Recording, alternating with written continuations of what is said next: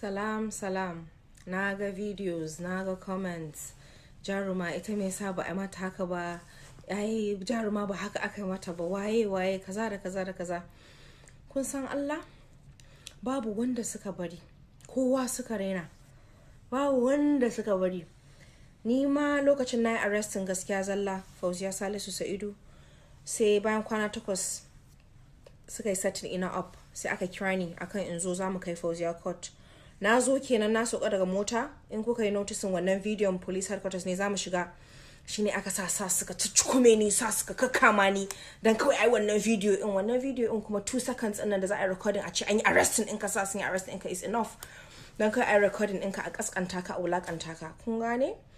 So amma wallahi ba wanda suka bari, kowa suka raina. Amma kun san rayuwa, wani in ka mishi abu zai haƙuri ya kyale ka, wani kuma ba zai haƙuri ya kyale ka ba. So Allah dai ya kai, Allah dai.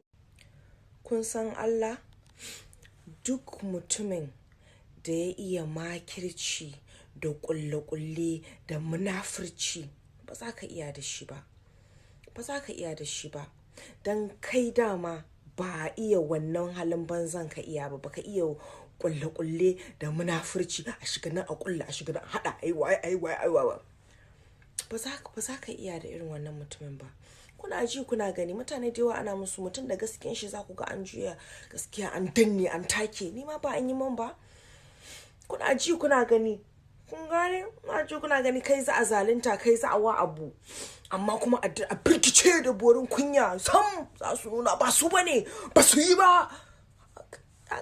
Mutumin da ke da makirci ya iya wannan kulle-kullen a rayuwa ba za ka iya da shi ba. Dan kai dama ba halinka bane ba, baka da halin banza, baka da muganci, zuciyanka ba kullallen munafurci bane.